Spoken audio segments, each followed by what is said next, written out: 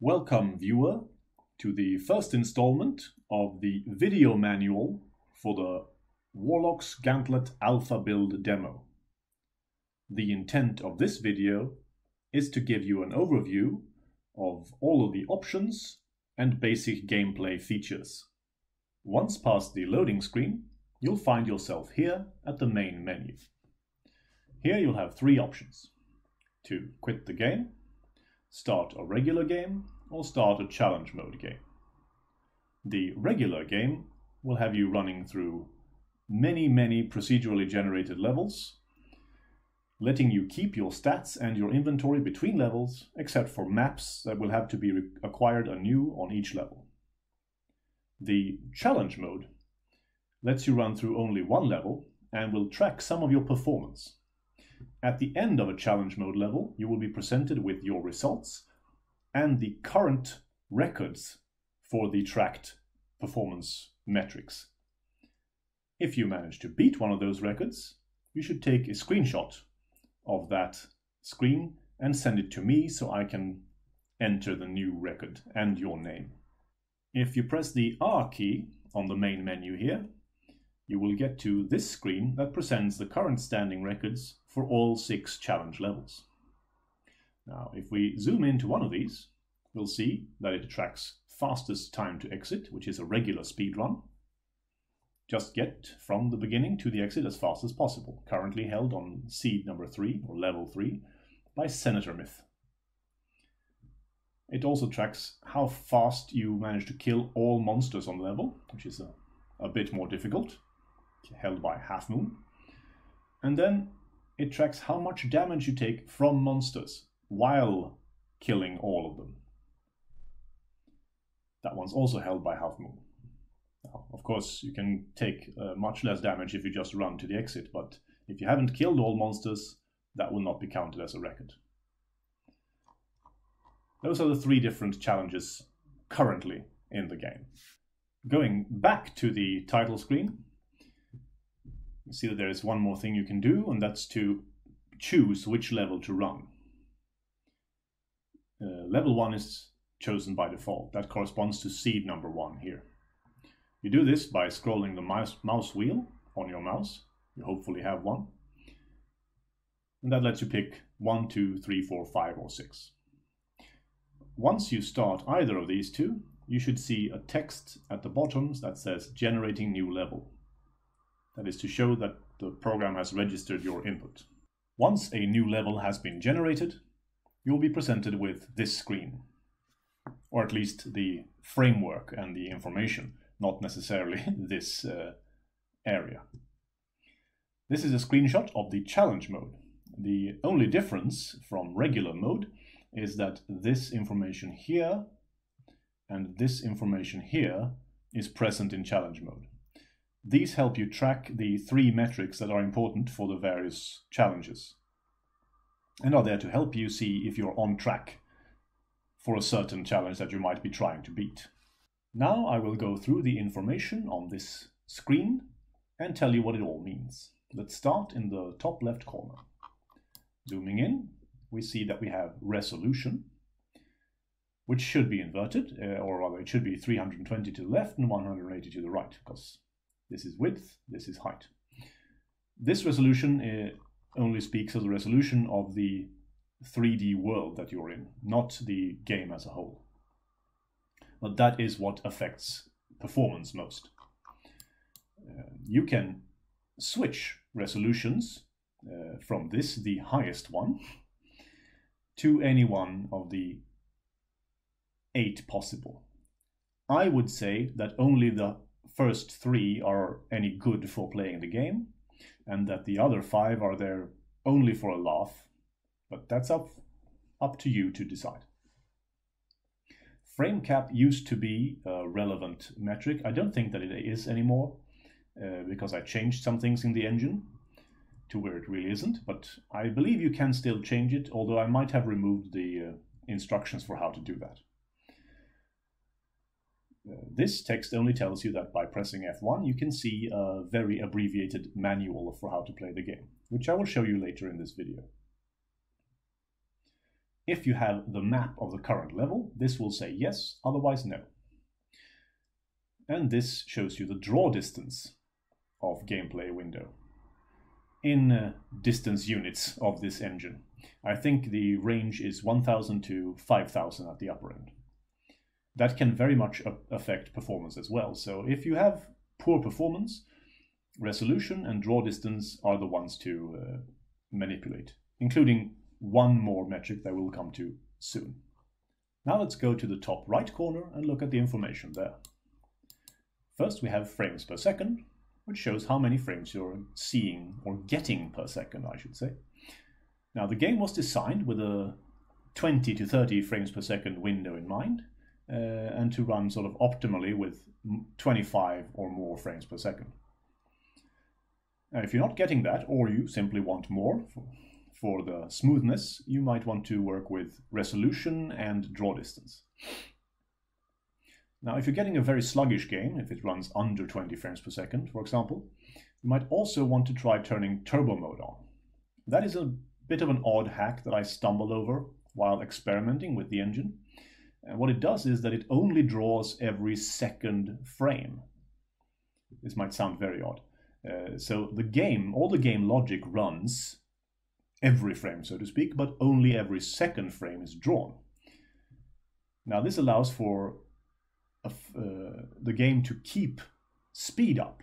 It'll essentially double the frame rate here, but of course you'll only see half of them. It does make a difference, so if you feel that things are slowing down, I'd suggest trying this. Some people find it very distracting, like they find that it affects gameplay too much, but others, including myself and some of the speedrunners, actually don't mind at all. Some of the speedrunners actually use it continuously. Finally, we have mouse sensitivity, which has a default of 1. This can be adjusted as far down as 0, I believe, which is of course useless, and up to 10. And you'll have to experiment with that to see what is most convenient to you. Now, let's look at the top here, or top middle, I should say. This is a compass, of course. You can see the directions, south, southwest, and west. This should be northwest, although the W is cut off, and this should be southeast, although the S is cut off. This little L indicates your heading. So this will scroll left and right as you turn around and show you where you're going. It's quite useful in combination with the map that I will talk about in detail later. In the middle of the screen, we have a sort of aiming reticle, which is transparent, but it's useful. You can turn it on and off to your liking. I find it very useful when sniping enemies at large distances, but otherwise not all that meaningful. Now let's look at the challenge mode information. Damage taken indicates how much damage you've taken from enemies. You can in fact inflict damage on yourself, but that is not counted. How you can do that is something I'll talk of in a different video. NPCs in this demo means enemies only. And in order to get either of the two all kills related achievements, you'll have to reduce the number to the left here to 0. Quite simple, in theory. And this is the amount of time that you've been playing this current challenge level for, in hours, minutes, and seconds. Now let's talk of the status bar at the bottom here. I will start with this section. At the top you have health. 1000 is the maximum amount of health you can have in this demo, and that's where you start. Then we have speed boost and strength boost. These indicate time left of your boost. So if you drink either the speed boost or strength boost potion, you will see a timer here counting down how many seconds you have left of that effect. Then we have swords and guns. You can have 2 of each. I'll explain why later. And then you have blunderbuss ammo. The only gun you can have is a blunderbuss. And so this is your ammo count for that. Moving to the left, we see the left hand inventory indicator. Here's some different information. This shows us that we have our fist ready. So this is our melee attack hand, essentially. It says 1 of 1 here, but it might say 1 of 3 if you had the gun. That's because the gun has 3 different settings, or in this case, that's how many cartridges you load it with per shot. And you can change that. That's why we have this information. But for the hand and for the sword, it's 1 of 1, because they only have 1 power setting, if you like, each. This is short for durability. Now, the hand doesn't actually have durability in that it can't be destroyed, happily. But both your gun and your sword can be destroyed. That's why it's interesting to have more than one. You can have one spare, so to speak. And the sword will take damage whenever you attack an enemy. If you hit a wall or something else, it won't take damage. That's because I'm nice. Now, the gun takes damage every time you fire it. It takes more damage if you charge it with, or load it with more than one charge. But that can have a very great effect. So that's a strategical choice, which I will talk more about in a different video. If you have the gun equipped, it will also show how many shots you have left above it here. Heading right, we come to the lantern indicator. Now down here, it will show you how much oil you have for your lantern. This is actually also measured in seconds. So the number here will indicate how many seconds worth of light you have in oil. And the icon will look like this if your lantern is turned off. There will be an animated flame here if the lantern is turned on, so that you can easily see, or more easily see, if you're burning oil. Now, it's probably obvious if you're in a dark dungeon or relatively dark environment like this, but when you're outdoors, it can be tricky to spot. Moving on, we have your avatar. Now, in the final game, I hope to implement a function where you can make your own avatar from a number of different face components, such as eyes, nose, mouth, a general shape, hairstyles, etc., and colors. But for now, you can choose between this old man and an old woman. This face is another kind of health indicator, but only very rough. It has 5 different states. This is the healthiest. Then there are 3 successively bloodier ones, and then there's a skull to show that you're dead. You should try to heal up before it becomes a skull. To the right of your avatar is your potion indicator. I currently don't have any, but there are 3 types of potion in the game, and this will show you which you currently have selected. And this digit will show you how many of that particular one that you have in your possession. To the right of that is your gold indicator. Now, it looks like you can have both gold and silver, and maybe in the full game you will, but in this demo you can only have gold. And this shows you how much you have. This is relevant for shopping, which I will go through a bit later in this video. Finally, to the right of that, we have our spell indicator. Now, essentially this is your right hand indicator, but your right hand may only be used for spell casting in this demo. Now you can pick between 2 different spells here, and just like the weapon, it has a 1 of something indicator. Now, both spells can be upgraded so that you get access to more power levels. And those power levels do somewhat different things, and they increase generally in power, which you can adjust. You can choose or pick which one of the different power levels you want to use. That's it for the basic gameplay UI. So now I'd like to have a look at the manual, at least the one you can access from in-game by pressing F1. The first page of it looks like this. To the left, you have a list of the majority of all controls in the demo. Now, I will, on occasion, return to this demo and polish something, maybe fix a bug or add some functionality on the demand of, or the wishes, I should say, of you players. So this might not always be entirely up to date, because I might forget to update it, you see. But in such a case, or if there's something you think is missing, feel free to contact me, especially in streams or via the Steam discussions, for example. Those are good places. And I'll try to update it to reflect what's wrong. Otherwise, it shows which key goes to which gate in the game, and some of the primary things you'll encounter in the levels, just so that you know what it is you're looking at. As I said, you can switch between two different avatars. This is the alternative one. You can do that whenever you want in-game with the, I believe it's the N key. Let's see here. Yeah, face makeover, N. And to the right here, you can see the different shops.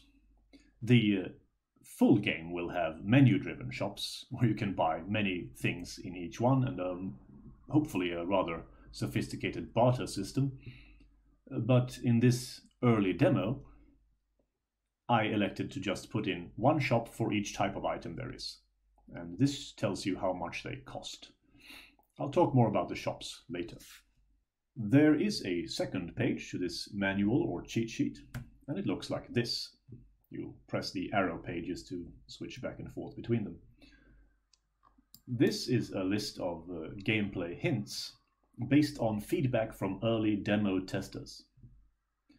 Some people say that they find this font in this size, difficult to read, and I agree with them. So that is going to be addressed at some point whenever I find the time and remember to do it. But if you are watching this video series, rest assured that everything that is written here will be addressed in these videos as well. That said, this is quite useful stuff, and especially things that I have noticed that new players usually are not aware of or are mistaken about. So you might want to take a look there if it's your first time playing and you don't find it too difficult to read. At the beginning of every level in the game, there is a corridor where you start at the dead end that also contains these shops. That's the only place in the level you'll ever find any shops. But you can return there at any point, unless you've managed to soft lock yourself out of that possibility, something which I'll talk of in a different video most likely. Most of the items you can get here can be found throughout the levels, with somewhat varying reliability depending on how large they are and due to the randomness of the procedural generation. The map, however, can only be bought at this particular shop. So if you want a map of the level you're in, you have to purchase it. That's true for every level, so having a map from the previous level doesn't count. It'll be removed from you once you finish that level. Speaking of maps, it looks like this in-game. So if you've purchased a map for the level you're in, you can bring this up at any point during gameplay. Now, every level is divided into 4 distinct areas. On the map, they are colored white or grayish, bright green, medium green, and dark green.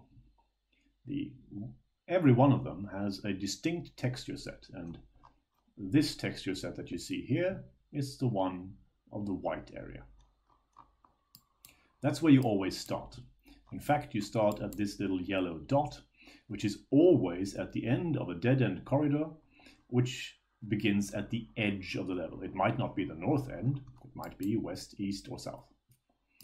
But that's how you can tell where you start. The map is always oriented with north upwards, so you can use your compass to tell which way you're facing on the map.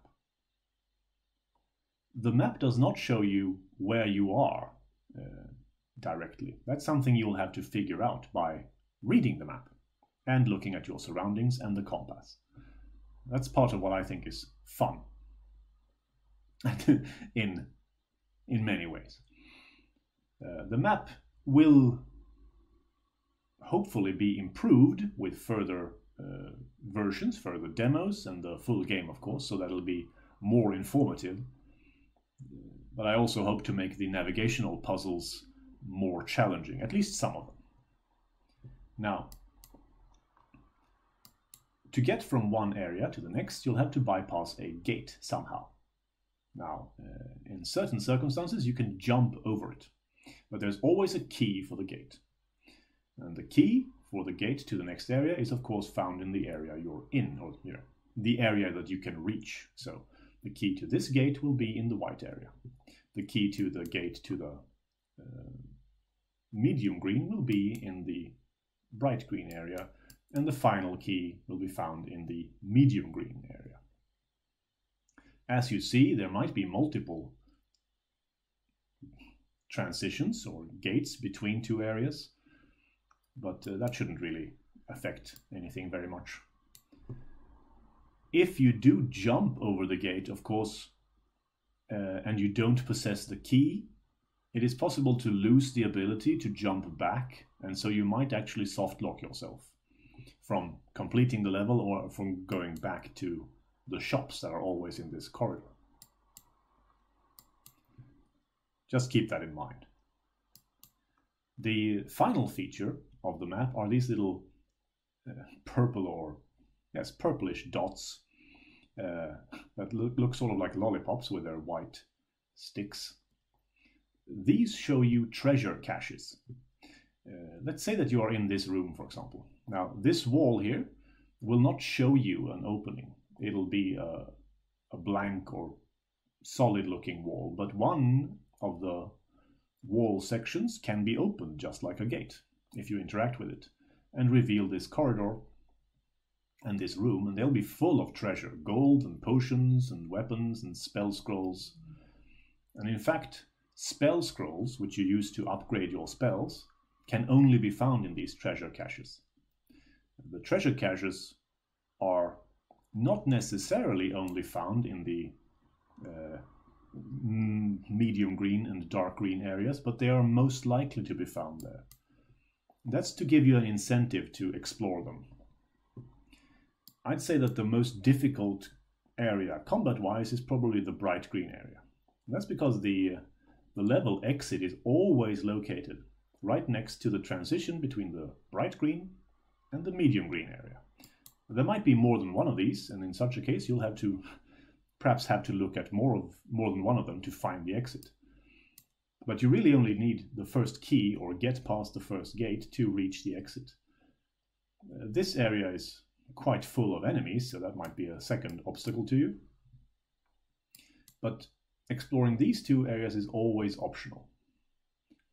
But if you plan on playing more than one level, or of course exterminating all monsters or something like that, then getting the goods, or the goodies that are in these treasure caches is very useful. Or just looting the enemies here for gold and other supplies. That's it for this video. I hope you found it informative.